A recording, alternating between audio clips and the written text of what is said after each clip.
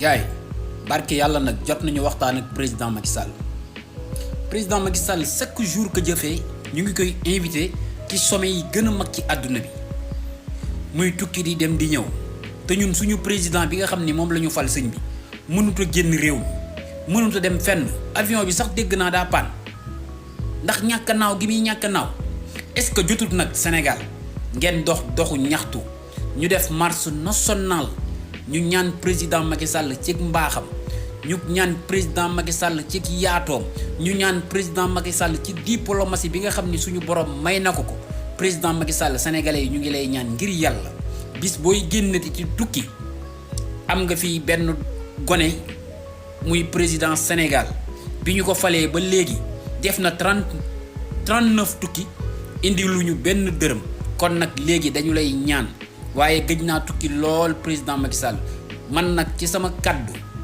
ci kaddu sénégalais yi ñoo ma yóbbante nee nañu naa la ñaan ngir yàlla bis booy génnati di dem ci yenn sommet yu mag yi ak ci yenn ndaje yu mag yi ngir yàlla woo ko téléphone nga invité waale ko yóbbaaleel ñu ko ngir yàlla ndax yàlla di moins bu génnee tukki ci sa kaddu buy dellu si mën a indaale weccet ci réew mi parce que réew mi sonn nañ te soxla nañu weccet son excellence président Macky Sall nag invitation yi dafa bari partout dans le monde réew àdduna la soxla président xam nañ ko ñun xam nañ ni fi mu nekk àdduna la soxla ñun Sénégal nag soxlawuñu la woon ba tax sénégalais yi ne la demal waaye wallaay lazim jamono yuñ toll président Macky Sall dimbali ñu ngir yàlla te jëmmi yàlla rek tax invité ñu suñu président bi mu dem ci sommet yu mag yi ndax buy ñëwaat mu mën a indi dara ci keesu réew gi sama gars yi kenn de son excellence président Macky Sall sama papa ji yàlla na sa jàmm yàgg.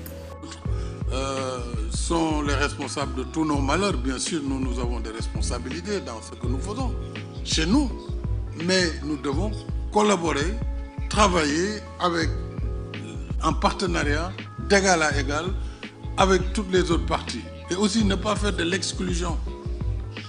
Moi, pendant ma gouvernance, j'ai dit que le Sénégal était contre l'exclusion et contre l'exclusivité. Pas de relation exclusive. Mais quand vous parlez à la Chine, les autres se détournent. Pourquoi? Pourquoi les Africains ne devraient pas parler aux Chinois alors que les Européens parlent aux Chinois, les Américains parlent aux Chinois? Et quand il s'agit de l'Afrique, on nous taxe de ouais, avec la Chine, ceci ou cela. Pourquoi? Nous traitons avec l'Europe, nous traitons avec l'Amérique, nous traitons avec la Chine, nous traitons avec tout le monde. Donc il faut de l'ouverture. Nous traitons comme notre ami des Émirats l'a dit. On n'a pas d'ennemis. Sur la guerre en Ukraine, je me rappelle, j'étais président de l'Union africaine. Pour aller à Sochi, ça a levé un tollé général. Parce que Poutine n'est pas fréquentable. Personne ne veut parler de Poutine. Mais aujourd'hui, ils sont en train de parler à Poutine. Ou en tout cas, il y a quelqu'un qui parle à Poutine et qui finira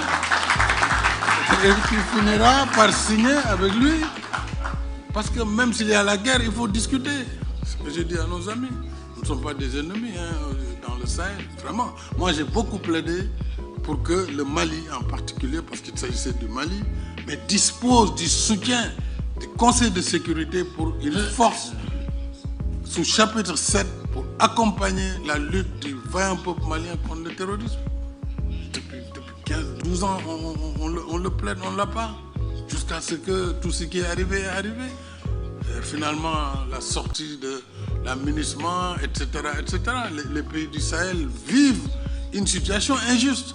Parce que tout ça, ce sont les conséquences de la Libye. La Libye qui l'a détruite.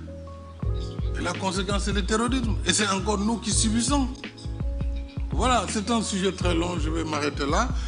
Je crois que pour l'honorable député, justement, pour donner une chance à la coopération internationale, il nous faut reconstruire, remodeler l'architecture financière internationale, revoir les relations internationales au plan global et faire en sorte que le multilatéralisme, qui est notre meilleure chance d'être ensemble, soit quand même revivifié, mais à l'aune d'une coopération égalitaire, d'un partenariat gagnant-gagnant. Et cela est possible.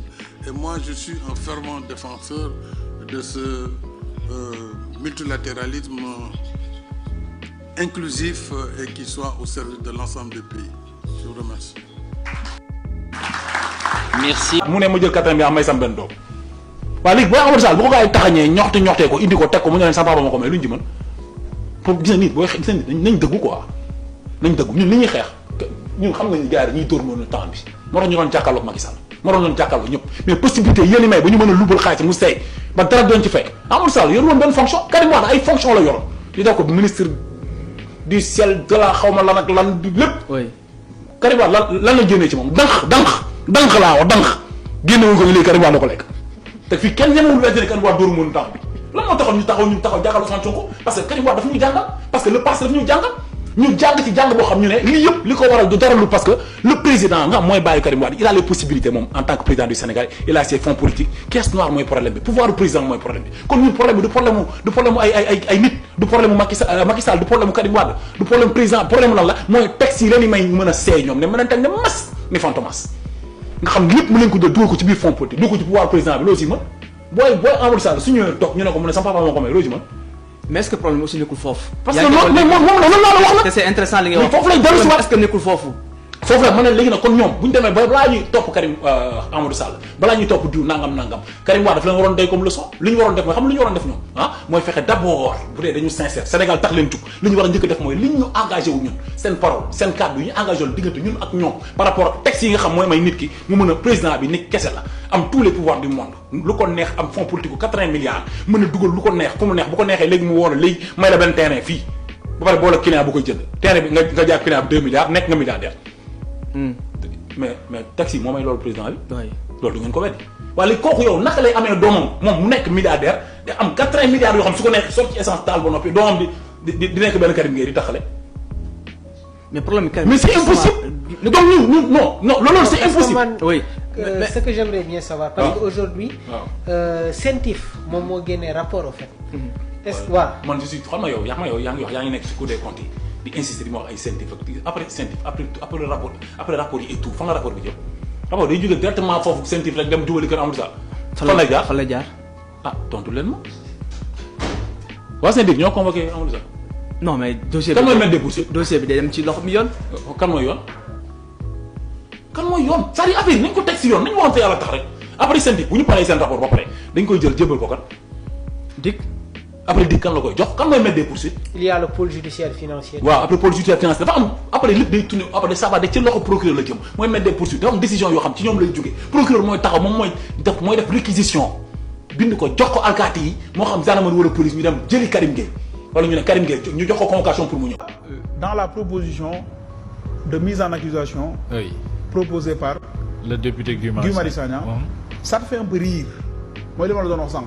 Il faut que les députés aient des assistants parlementaires chutés dans tous les domaines. Parce que le président de la République, pour mauvaise gestion des finances publiques. Wow. Or, le président de la République n'est pas responsable des finances publiques.